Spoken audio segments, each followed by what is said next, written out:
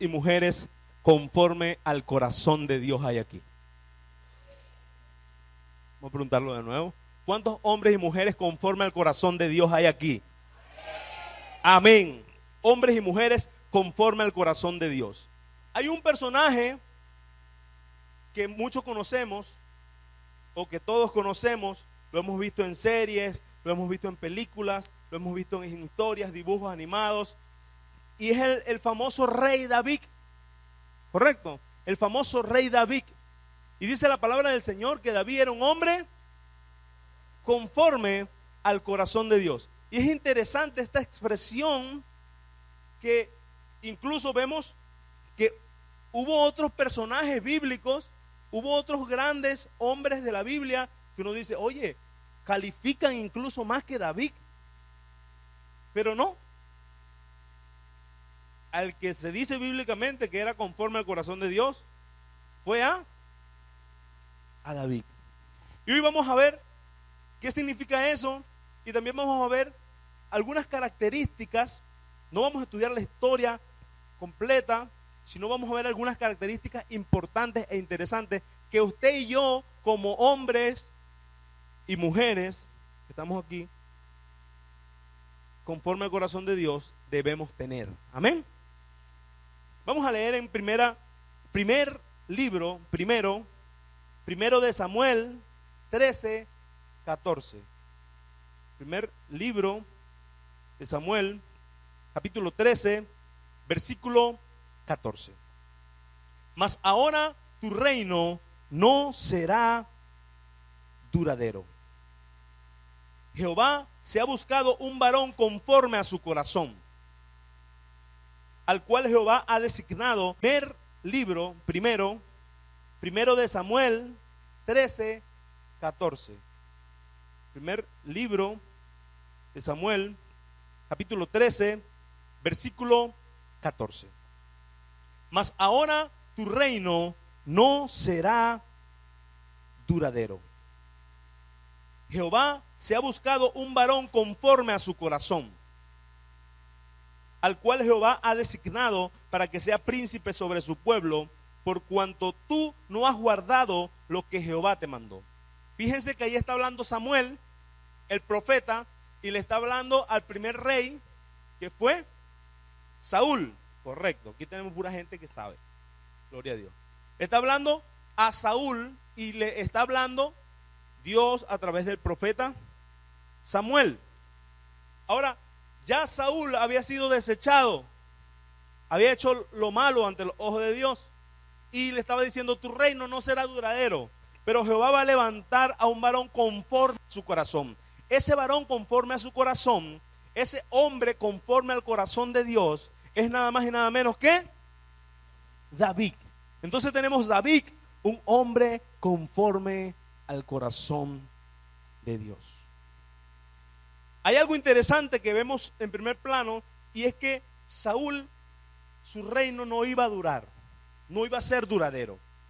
Pero en cambio a David, en distintas ocasiones, se le dice, tu reino permanecerá para siempre.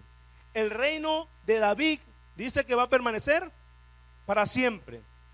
Saúl era de la tribu de Benjamín y David era de la tribu de Judá. El Señor Jesucristo nace de la tribu de Judá. Entonces, esto de que el reino de David iba a permanecer para siempre no era más que una profecía mesiánica, porque el reino de David iba a permanecer para siempre en Cristo, porque el reino que permanece para siempre es el reino de Jesucristo. Entonces vemos cómo hay un plan especial de Dios con David, que escoge a este hombre y dice, es un hombre conforme a mi corazón, y de el linaje de David establece un reino que permanece para siempre, porque David era un hombre conforme a su corazón. Y siendo un hombre conforme al corazón de Dios, tenía características importantes, y vemos que esto de que era un hombre conforme al corazón de Dios lo encontramos dos veces en la Biblia. Ahí lo encontramos en primer libro de Samuel, Y también lo encontramos en Hechos 13:22. Hechos 13:22. Dice, quitado este, les levantó por rey a David, de quien dio también testimonio, diciendo, he hallado a David, hijo de Isaí, varón conforme a mi corazón, quien hará todo lo que yo quiero. Fíjense el plan especial de Dios con David. Dice, este es un hombre conforme a mi corazón y él va a hacer lo que yo quiero. ¿Cuántos dan gloria a Dios? Entonces, conociendo la historia de David, este pequeño pastor de ovejas que nadie daba ni medio por él, y luego llega a ser el gran rey David, vemos algunas características, y una característica importantísima, mis amados hermanos, es la fe en Dios que David tenía. Yo lo voy a llamar la confianza extrema que David tenía en Dios. David tenía una confianza extrema. ¿Cuántos aquí tienen una confianza extrema en Dios? Es decir, una fe inquebrantable, que pase lo que pase, ustedes creen que Dios está obrando y no se inmutan. Levanten la mano aunque sea por fe, digan amén. Hombres y mujeres conforme al corazón de Dios son hombres y mujeres que tenemos una confianza en Dios extrema, una confianza sólida en el Señor. Y vemos a un David que escribe el Salmo 23 y dice, Jehová es mi pastor, nada me faltará. Y David, pero tú no estás viendo que la cosa está dura. No, Él es mi pastor y nada me va a faltar. Él me va a pastorear en los delicados pastos, Él va a confortar mi alma, Él va a guardarme. O sea, David tenía una confianza extrema. Él sabía, Jehová es mi pastor y por lo tanto nada me va a faltar. Wow. David confiaba en Dios. David creía en el Señor como su Dios y tenía la certeza de que Él lo sustentaba, de que Él lo guardaba. ¿Cuántos tienen esa misma certeza? ¿Será que ese Dios de David es el mismo Dios de nosotros? Amén, es el mismo Dios. Ese pastor que David dijo, Él es mi pastor y nada me va a faltar, es nuestro pastor también, amén. Entonces nosotros con esa confianza también podemos decir, Él es mi pastor y nada me va a faltar. Pero es fácil decir eso, mis hermanos, cuando tenemos 3 kilos de carne en la nevera, dos pollos, una costillita, 1 kilo de panza. Tenemos la nevera full, que tú dices, oye, ¿dónde meto este pollo, chico?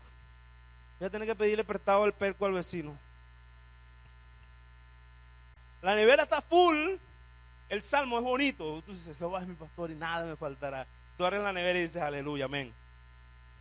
Pero cuando abres la nevera y no tienes sino agua y luz, ¿verdad? Como una piscina, el salmo se convierte como difícil.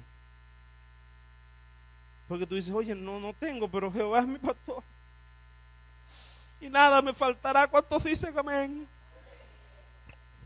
Cambia la tónica, ¿no? Cambia el sentido.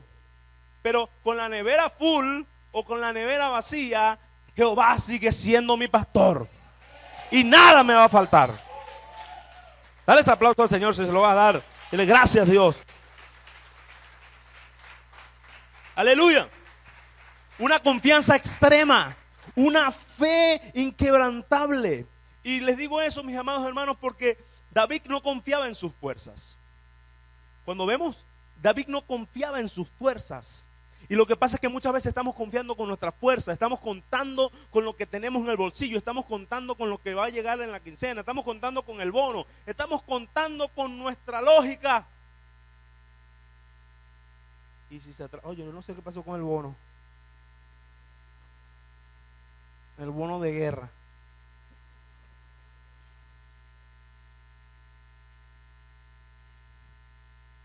No es con el bono, no es con sus fuerzas, no es con mis fuerzas. David no contaba con el bono. David no quiso ni ponerse armadura porque él contaba con las fuerzas del Todopoderoso, Jehová de los ejércitos. En 1 Samuel 17, versículo 45 y 46, dijo David al filisteo, versículo 45 y 46, dijo David al filisteo: tú vienes a mí con espada y lanza y jabalina, mas yo vengo a ti en el nombre de Jehová de los ejércitos, el Dios de los escuadrones de Israel, a quien tú has provocado. Jehová te entregará hoy en mi mano y yo te venceré. Te cortaré la cabeza y daré hoy a los cuerpos de los filisteos, a las aves del cielo y a las bestias de la tierra. Y toda la tierra sabrá que hay Dios en Israel. ¿Cuántos dan gloria a Dios? Diga, wow, qué confianza. Diga, qué confianza la de este tipo. ¿Es una confianza extrema o no? Hermano, es una cosa de loco. O sea, tú dices, este tipo es otro nivel de confianza. Diga, ese es el nivel que yo necesito, Señor. Ese es el nivel de confianza que los hombres y mujeres conforme al corazón de Dios necesitamos. Amén. Hermanos, dice la palabra del Señor que cuando van a ungir a Saúl, Saúl era el hombre más alto. Dice que él sobrepasaba a los demás. Es decir, que Saúl era el más alto. Dicen que Saúl era el más bello, el más alto. Saúl. Cuando fueron a buscar a David, cuando fue Samuel a buscar al hijo de Isaí, no contaron a David porque David era el más pequeño. Empezaron los más grandes. Empezaron los más fuertes. David no estaba viendo tamaño. David no estaba comiendo tamaño. David no se estaba midiendo con el gigante. A David no le importaba cuán grande era. Puedes medir 10 metros, lo que tú quieras. Pero yo vengo en el nombre de Jehová de los ejércitos, quien te entregará hoy en mis manos. Si David se pone a medirse de tú a tú, que es lo que a veces pasa, que nos ponemos a medirnos de tú a tú con las circunstancias, nos ponemos a medirnos de tú a tú con las situaciones y empezamos a luchar con nuestras fuerzas, y así, mis amados hermanos, no llevamos vida, porque no es con nuestras fuerzas. Esa confianza extrema va a venir cuando entendamos que el que está con nosotros es mayor, que el que está con nosotros ya ha vencido al mundo. Mayor es el que está en mí que el que está en el mundo. No temeré, no temeré. Diga, yo no temeré. El que está en mí es mayor. ¿Cuántos dicen amén? Confianza extrema. Los hombres de guerra del pueblo de Israel estaban temblando. Saúl, que era el hombre más grande y era el rey, y humanamente era el que le tocaba medirse con Goliat. Porque si era el rey y era el más grande, era Saúl que le tocaba medirse con Goliat. Saúl estaba asustado. Los hombres de guerra estaban asustados. Los hermanos de David que estaban en la guerra estaban asustados.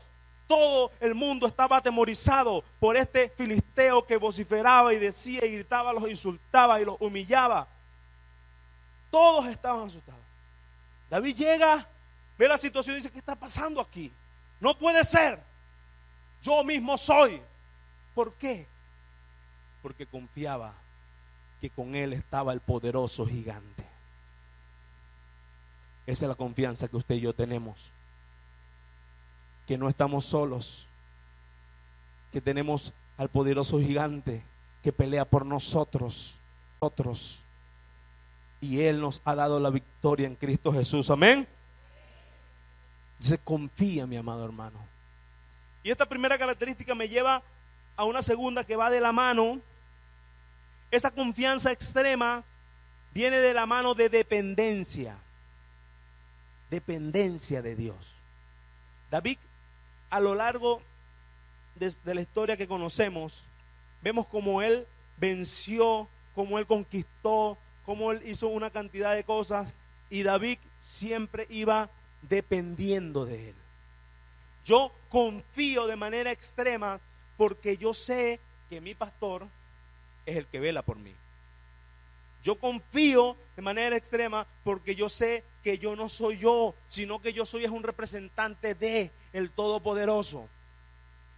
Yo confío de manera extrema, tengo una fe inquebrantable porque yo sé que soy embajador del reino, del Rey de Reyes y Señor de Señores. Yo confío de manera extrema porque yo sé que mi vida está escondida en el hueco de su mano. ¿Cuántos lo creen? Dependo de Él. Dependo de ti, Señor. Y si me toca pasar un momento difícil, yo estoy abandonado en tus manos y sigo dependiendo de ti. Pase lo que pase, yo dependo de ti porque tú eres el dueño de mi vida y todos los que a ti te aman, todos los que te aman, todas las cosas nos ayudan a bien. Entonces, aunque no entienda lo que pase, yo dependo de ti, Señor. Yo estoy agarrado de ti y de aquí no me suelto. Yo confío porque tengo una roca que me sostiene. Dependencia del Señor. Pero hay gente que cuando empieza la tormenta se sueltan y se lanzan. No, chicos, vamos a... Suéltate y sal corriendo. Cada quien escape por su vida. Cada quien vea cómo resuelve. ¿Qué pasó? No, lo que pasa es que la cosa se puso dura y yo tuve que resolver. Ya, ¿cómo que tuviste que resolver? O sea, tú no dependes de Dios. ¿Cómo hiciste eso en contra de lo que el Señor establece? No, pero el pastor, es que yo tuve que hacerlo porque es que la cosa estaba dura. Entonces, no dependías de Dios. Y a veces damos un giro, desviamos la mirada por las circunstancias, por los gigantes, dámelo como usted quiera, graficarlo. Pero si usted y yo dependemos de Dios, vamos a mantenernos hasta el final, agarrados de Él, porque sabemos que Él está obrando en nuestras vidas. ¿Cuántos lo creen? Dependencia de Dios. Entonces, ¿cuántos hombres y mujeres hay aquí que confían en el Señor? ¿Cuántos hombres y mujeres hay aquí que dependen de Él? Él es mi roca, diga, Él es mi roca. Él es mi sustento, Él es mi escondedero, Él es mi refugio. Yo dependo de Él, diga, mi vida le pertenece. Pero muchas veces decimos eso y cuando toca salir, cuando toca avanzar, cuando toca afrontar un reto, nos engatillamos. No, oye, lo que pasa es que ese gigante, así tampoco, mira la jabalina que tiene, mira la lanza, mira la espada. Son más grandes que nosotros. Y empezamos a sacar cuenta y empezamos a decir, no, yo como que no voy. Señor, pero tú estás seguro. Tú me llamaste a eso, pero la cosa está muy dura. Yo voy a echarme una visitadita por Perú primero, por Chile, Hay mucha gente que se aventuran porque dejan de depender del Señor. Ojo, no estoy diciendo que todos los que lo hagan están en esa condición, pero sí hay gente que lo hace en esa condición. Pero la valentía es afrontar la circunstancia aún que no lo entiendas. Ir a hacer lo que el Señor te manda aunque la situación te diga lo contrario. Ser valiente, esforzarme, dar una milla extra. Imagínense el pequeño de la casa llegar allí a llevarle comidas a sus hermanos y sus hermanos, pero David, ¿qué haces aquí ya? Ya me entregaste la comida, devuélvete. No, yo voy a enfrentar al gigante. Hombre valiente, hermanos. Valiente que no temía afrontar la adversidad, que asumía el reto, que decía yo mismo soy. Y la gente va a decir, pero tú estás loco, chico. Pero ¿qué haces tú todos los domingos allá en vez de ponerte a lavar? Porque los domingos son para lavar. ¿Cuántos creen que los domingos son para lavar?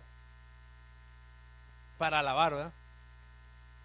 Hay gente que tienen consagrados los domingos para lavar, no para alabar. Hay gente que los domingos son para lavar el piso, para lavar la ropa, para lavar. Y los domingos son para eso. Entonces, no, pero tú eres loco. ¿Cómo tú vas a agarrar los domingos para ir para la iglesia? Si los domingos son para lavar, no para alabar. Aunque la gente diga lo que diga, yo voy a hacer lo que el Señor me ha llamado a hacer. Y miren, esta es una muestra de gente valiente. que a pesar de la llovizna, a pesar de la lluvia, a pesar de que nos digan locos, nosotros vinimos. Diga lo que diga, yo voy a hacer lo que el Señor me ha llamado a hacer. Y miren, esta es una muestra de gente valiente, que a pesar de la llovizna, a pesar de la lluvia, a pesar de que nos digan locos, nosotros vinimos y hoy estamos aquí congregándonos, porque la palabra dice que no debemos dejar de congregarnos como algunos tienen por costumbre, amén. Y eso es con lluvia y sin lluvia. Los que no vinieron es porque son de azúcar. Y cuando yo venía, había una pareja que venía con el coche, con el niño tapado, y estaba lloviznando, y venían allí esforzándose. Mire esta ala aquí. Hoy se nos filtraron varios, ¿verdad? No, esta ala no es de la tercera edad, solo que a ellos les gusta, ¿verdad? Pero mira, ahí está la hermana Ofelia, está nuestra hermana Nina, está nuestra hermana por aquí, mira nuestros hermanos todos. Y en el primer turno estaba full de mis amados hermanos de la tercera edad, y más temprano estaba lloviendo más. Y ellos se vinieron, hermano, estaba la hermana Abigail y dice, mojándome nos vinimos. Y tú dices, no, son gente valiente, aguerrida, gente que obedecen al Señor por encima de las circunstancias. Yo creo que eso merita que le demos un fuerte aplauso a Dios por sus vidas. Gloria a Dios. Gracias, Señor. A pesar de la circunstancia, a pesar de la dificultad, diga, yo voy a obedecer. Diga, a pesar de la circunstancia, a pesar de la dificultad, diga, yo voy a obedecer. Yo voy a hacer lo que el Señor me llamó a hacer. Yo me voy a atrever cuando nadie se atreve. Yo voy a dar la milla extra. Yo mismo soy. Hombres y mujeres valientes y esforzados. Hombres y mujeres conforme al corazón de Dios. Cuando dicen, yo mismo soy. Aleluya. Hay una característica muy importante. Y cuando vemos el desarrollo de los reyes, tanto los reyes del norte como los reyes del sur del pueblo de Israel, vemos que es una constante la idolatría. Fue una constante la idolatría en ellos. El volverse al paganismo, el dejar filtrar cosas raras dentro del pueblo. Y hubo ciertas excepciones, ¿sí? Pero fue una constante la idolatría. A partir de allí fue una constante. Como les dije, hay ciertas excepciones de reyes que se mantuvieron. David fue uno. David fue un hombre que adoraba a Dios, solo a Dios. Y esa es otra característica importante, no a la idolatría. Amarás al Señor tu Dios con todo, hermano. El Señor no pide la mitad. El Señor no pide la cuarta parte. El Señor no pide una miguita. El Señor pide todo. Amarás al Señor tu Dios con todo tu ser, con toda tu fuerza, con toda tu alma, con todo. Él pide adoración con todo, y adoración es rendición. Mi vida está rendida a ti. David era un hombre que adoraba a Dios, es decir, que su vida estaba rendida a Él. No dio pie a la idolatría. Era celoso David con eso. Y cuando hablamos de idolatría, ya muchos sabemos que aquí no prendemos vela a nadie. Bueno, cuando se va la luz, tenemos vela, pero no prendemos vela a imágenes ni a ningún muñeco, ¿sí? Pero idolatría es todo lo que ocupa el primer lugar. Si algo desplaza a Dios del primer lugar en tu vida, eso constituye idolatría. ¿Cuántas personas hay aquí que son personas que adoran a Dios con todo su ser? Con todo. Es decir, Dios tiene el primer lugar en tu vida. ¿No hay nada que le robe el primer lugar a Dios? Respuesta definitiva. Porque cuando vemos que la idolatría es desplazar del primer lugar? Muchas veces nos encontramos con que el trabajo, con que las relaciones, el esposo, ¿quién usted cree que puede desplazar del primer lugar? En las otras iglesias, ¿quién no? Yo sé que no pasa. A ver, ¿quiénes? Los hijos, el dinero, el trabajo, el deporte, el carro, el teléfono, las redes sociales, la pareja. ¿Quién? La suegra. El sueño, dormir. Yo no sé por qué yo escuché la suegra. El sueño. Entonces, vemos que hay muchos elementos. De hecho, hay ciertas pasiones, ciertas cosas que nos apasionan, que tienden a enfocar, a desenfocarnos, mejor dicho, a que nos enfoquemos en ella. Por ejemplo, cuando yo estudié música, los músicos académicos, se nos dice, yo no llegué a ser músico académico, solo estudié, pero a los músicos académicos se nos dice, usted tiene que estudiar 8 horas diarias. Debe practicar 8 horas diarias. Y cuando no esté practicando, debe estar escuchando la música. Esa música, no otra música, esa música.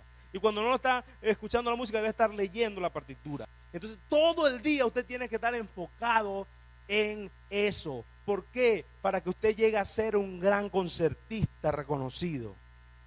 Entonces, wow, cuando tú empiezas a estudiar la música, te apasiona, entonces te mandan a estudiar eso, no puedes escuchar más nada, solo tienes que escuchar eso, solo tienes que leer eso. Toda tu vida entonces tiene que girar en torno a la música y la música académica. Entonces, eso representa quitarle el primer lugar. ¿Y qué pasó con Ángel? No, lo que pasa es que está practicando. Ajá, pero el ensayo, no, lo que pasa es que no puede ahora ensayar. Y mira, y las canciones, no, lo que pasa es que yo no puedo escuchar las canciones porque yo nada más escucho es a Bach. No, pero no, porque yo escucho ahora es a Paganini. No, porque yo escucho a Vivaldi. No, porque yo, ya va, pero y las cosas del Señor, no, lo que pasa es que yo no puedo ahora dedicarme a las cosas de Dios porque yo estoy dedicado a estudiar música. Eso representa entonces un desplazamiento.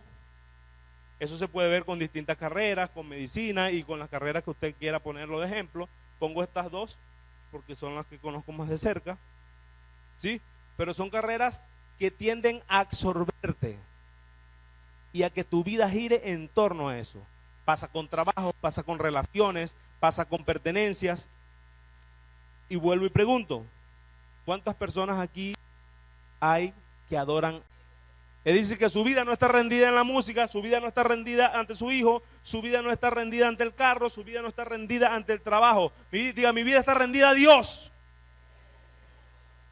Y hay una frase muy bonita que la gente dice, ay, te adoro, mi amor, mi adorada niña, mi adorado niño, mi adorado esposo. ¿Han escuchado gente que dice, te adoro, mi amor? Y suena bonita la herejía. Suena bonita, porque adoración es rendición. Y la adoración solo es para Dios. Dígale te amo. Dígale te quiero mucho. Dígale lo que usted quiera decirle, pero no te adoro. Porque te adoro grafica lo que muchas veces pasa. Y es que de verdad estamos rendidos ante nuestros hijos que nos dominan de tal forma que terminan desenfocándonos de las cosas de Dios. Ustedes dijeron hijos. Muchas veces pasa que de verdad estamos adorando a los hijos. Mucha gente de verdad está adorando a la pareja porque está rindiendo su vida antes que a Dios a su pareja. Está rindiendo su vida antes que Dios a sus hijos. No estoy hablando de dejar a la pareja, no estoy hablando de maltratar a los hijos, no. Estoy hablando de poner cada cosa en su lugar. Y el primer lugar, la adoración, nuestra vida está rendida solo a Dios. ¿Cuántos dicen amén? David adoraba a Dios y solo a Dios. Ahora, no todo es color de rosa, ¿no? Dicen por ahí que las rosas tienen hay ciertas circunstancias. Hay hoy día unos tipos de rosas injertadas que no tienen espinas. Pero estoy refiriéndome a que David, el hombre conforme al corazón de Dios, fue un asesino y fue adúltero y fornicario. Todos lo sabemos, ¿verdad? Sabemos la historia. Ahora, ¿cuántos aquí hemos cometido errores? No levante los pies, con una mano está bien. David metió la pata hasta el fondo. No quiero resaltar este error garrafal de David. Lo que voy a extraer de este error de David es el arrepentimiento genuino que tuvo David. Porque un hombre conforme al corazón de Dios tiene un arrepentimiento genuino. Y ahorita vamos a ver el tema de la incongruencia de esta actitud de David. Pero vamos a ver el arrepentimiento genuino. Y para ver el arrepentimiento genuino vamos a leer el Salmo 51. Un salmo que se dice que David escribió después de ser confrontado por Natán, el profeta. Llegó el profeta y sabemos la historia, que vino el profeta, le hizo una ilustración y David se enfureció en contra del personaje de la ilustración y David se enfureció en contra del personaje de la ilustración y resulta que estaba siendo representado él. Cuando él es confrontado, dice que escribe este salmo, Salmo 51. Ten compasión de mí, oh Dios, conforme a tu gran amor, conforme a tu inmensa bondad, borra mis transgresiones, lávame de toda mi maldad y límpiame de mi pecado. Yo reconozco mis transgresiones, siempre tengo presente mi pecado. Contra ti he pecado, solo contra ti, y he hecho lo que es malo ante tus ojos. Por eso tu sentencia es justa y tu juicio irreprochable. Yo sé que soy malo de nacimiento, pecador me concibió mi madre. Yo sé que tú amas la verdad en lo íntimo, en lo secreto me has enseñado sabiduría. Purifícame con hisopo y quedaré limpio. Lávame y quedaré más blanco que la nieve. Anúnciame gozo y alegría. Infunde gozo en estos huesos que has quebrantado. Aparta tu rostro de mis pecados y borra toda mi maldad. Crea en mí, oh Dios, un corazón limpio y renueva la firmeza de mi espíritu. No me alejes de tu presencia, ni me quites tu Santo Espíritu. Devuélveme la alegría de tu salvación. Que un espíritu obediente me sostenga. Así enseñaré a los transgresores tus caminos y los pecadores se volverán a ti. Dios mío, Dios de mi salvación, líbrame de derramar sangre y mi lengua alabará tu justicia. Abre, Señor, mis labios y mi boca proclamará tu alabanza. Tú no te deleitas en la salvación, líbrame de derramar sangre y mi lengua alabará tu justicia. Abre, Señor, mis labios y mi boca proclamará tu alabanza. Tú no te deleitas en los sacrificios, ni te complacen los holocaustos, de lo contrario te los ofrecería. El sacrificio que te agrada es un espíritu quebrantado. Tú, oh Dios, no desprecias al corazón quebrantado y arrepentido. En tu buena voluntad, haz que prospere Sión. Levanta los muros de Jerusalén. Fíjense el salmo tan hermoso. El salmista con un arrepentido corazón ruega al Señor: te agradarán los sacrificios de justicia, los holocaustos del todo quemados, y sobre tu altar se ofrecerán becerros. El Salmo 51, David lo escribe después de ser confrontado por Natán. Después de ser confrontado por su pecado. ¿Y cuántos han sido agarrados con las manos en la masa aquí alguna vez? ¿Cuántos han sido confrontados por un error alguna vez? Y es impresionante cuando tú confrontas a alguien o cuando somos confrontados por una falla, es muy común una actitud reactiva. Lo más común es, ¿qué te pasa a ti? Sí, tú sí, ¿qué? ¿Qué de qué? Sí, no, yo sí, ¿yo qué? ¿Yo tú? ¿Quién? ¿Cuándo? ¿Qué te importa a ti? Ay, sí, el santo. ¿O fue culpa tuya?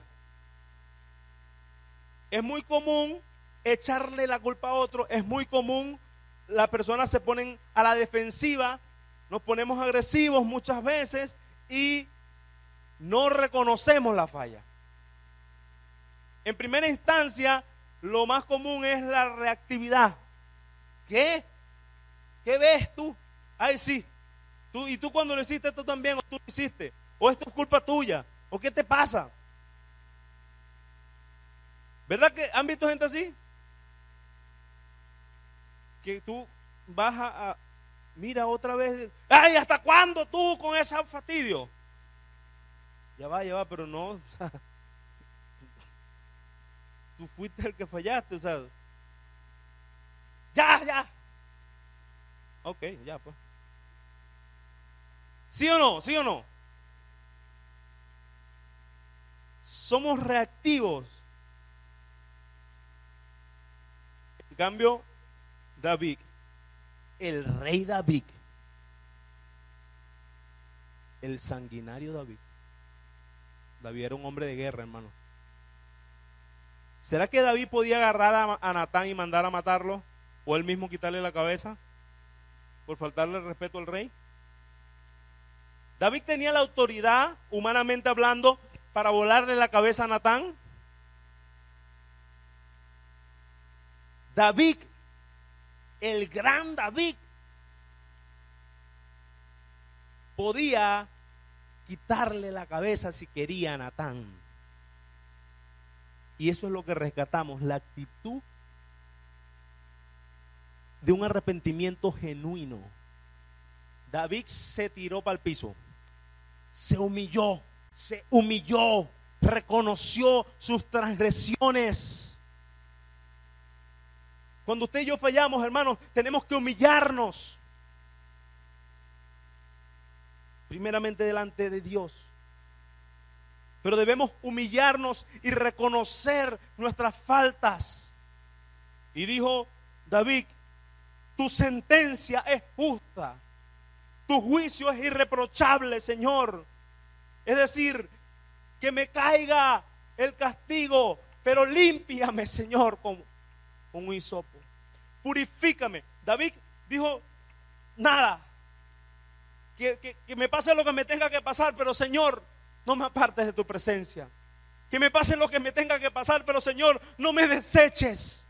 Ten misericordia de mí, límpiame, purifícame, devuélveme el gozo de tu salvación. ¡Wow! ¡Qué actitud! David no quería perder ese privilegio de estar con Dios. Él reconoció y dijo, reconozco mis transgresiones, reconozco que he pecado, nací pecador, soy una cucaracha. David se tiró para el piso. Soy lo peor.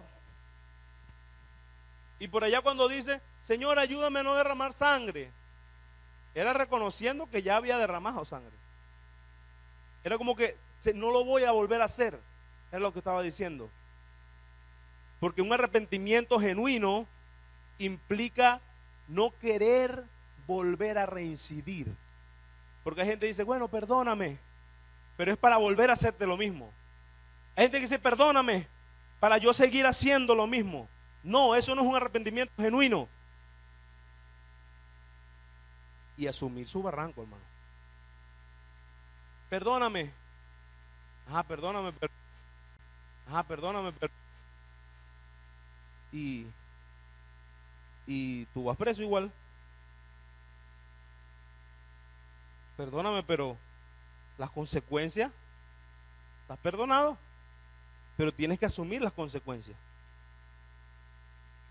Muchas veces fallamos, pedimos perdón, pero no queremos asumir nuestro barranco. David dijo: Señor, tu sentencia es justa, tu juicio es irreprochable. Y cuando usted lee el juicio, hermanos, el Señor le dijo: el hijo que tuviste, que se concibió en el pecado, va a morir. El juicio era que su hijo iba a morir. Y automáticamente cuando sale Natán, el niño se enferma. Dice que David pasó días sin comer. David estaba que no valía nada. David estaba abatido. David estaba allí tirado, viendo si el Señor tenía misericordia y no se moría el niño. Pero el niño se murió. Y David dice: es justo. Asumo mi barranco. Y no solo eso, el Señor le dijo: todos tus hijos se van a volver contra ti. Tus hijos te van a echar broma a los hijos, pues aquí parafraseando, porque yo sé que es una historia muy conocida. Pero tus hijos te van a perseguir, tus hijos van a hacer esto, con tus mujeres se van a acostar públicamente. O sea, el Señor le dio una sentencia. Y David dijo: sí va. Yo asumo mi barranco, pero límpiame. Hay gente que prefiere bloquearte del Estado. Hay gente que prefiere bloquearte del Estado. Hay gente que prefiere eliminarte de las cuentas para no dar la cara. Hay gente que prefiere desaparecerse, irse del Estado, irse del país, para no afrontar las consecuencias. Pero el que se arrepiente genuinamente está dispuesto a afrontar las consecuencias. David estuvo dispuesto y el Señor lo siguió usando. Él siguió siendo un rey usado por Dios, pero con las consecuencias. Usted conoce la historia de los hijos de David, todo lo que le hicieron, pero David tuvo un arrepentimiento genuino. Los hombres y mujeres conforme al corazón de Dios tienen un arrepentimiento genuino. Nos humillamos delante de Dios y le pedimos que sea Él limpiándonos. Y si hay consecuencias, Señor, las asumimos. Pero límpiame. ¿Cuántos dicen amén? Y ese pedacito no es así tan bonito, ¿no? Tanto gozo decir que tenemos que asumir el barranco. Pero es así, mis amados hermanos. Ahora, ahí, ya para finalizar, no sé si a usted le parece, pero hay como una incongruencia. ¿Cuál es la incongruencia? Que el hombre conforme al corazón de Dios es un hombre que moralmente, asesino, fornicario, adúltero, sí, el hombre conforme al corazón de Dios. Entonces eso de ser el autor intelectual, eso de estar con su mujer, teniendo a disposición muchas mujeres, yo no sé ustedes, pero a mí me parece incongruente con el corazón de Dios. Es decir, ese pecado o el pecado es incongruente con el corazón de Dios, ¿sí o no? Entonces, muchas veces ha surgido esa duda: ¿cómo es que David era conforme al corazón de Dios si también con todo lo bueno que fue un asesino? Fue un adúltero. ¿Cómo es eso que fue conforme al corazón de Dios? Y cuando entendemos en el contexto esta frase, vamos a entender que él era un hombre conforme al corazón de Dios, pero no por sus méritos morales. era conforme al corazón de Dios, pero no por su vida moral. Y vamos a leer, para que veamos bien esto, en 1 Samuel 10, versículo 19. Recuerden, mis amados hermanos, que el pueblo de Israel tenía jueces. ¿Sí están aquí conmigo? Levanten la mano si están aquí conmigo. El pueblo de Israel tenía jueces, pero las otras naciones tenían reyes. Ellos le pidieron a Dios reyes. ¿Sí? Ok, en ese contexto, 1 Samuel 10, 19, el Señor le dice: vosotros habéis desechado hoy a vuestro Dios, que os guarda de todas vuestras aflicciones y angustias, y habéis dicho: no, sino pon rey sobre nosotros. Presentante de Jehová por vuestras tribus y por vuestros millares. Esta palabra las dijo el Señor antes de poner a Saúl como rey. En el nombramiento de Saúl como rey, el Señor le dice: ustedes me han desechado a mí, porque yo era quien los guardaba de sus aflicciones y angustias. Yo era quien los cuidaba y los protegía, pero ustedes habéis dicho: queremos reyes. ¿Se fijan? Ellos ya no querían jueces, ellos querían reyes, como las otras naciones. Entonces, en ese contexto el Señor dice: bueno, está bien, yo les voy a poner a un rey. Y dice que escogió a Saúl, un hombre el más bello de todos. Dice en la Biblia que era el más bello y que era incluso el más alto, que su estatura sobrepasaba a todo el pueblo. Era el tipo. A ver, ¿quién es el hombre más bello aquí hoy? Pues ya tenemos a un candidato. Hay varios, parece, ¿verdad? La hermana Raiza está diciendo ya que el hermano Adolfo es el hombre más bello. Aleluya. Más o menos así era Saúl, para que tengan una idea. ¿Sí?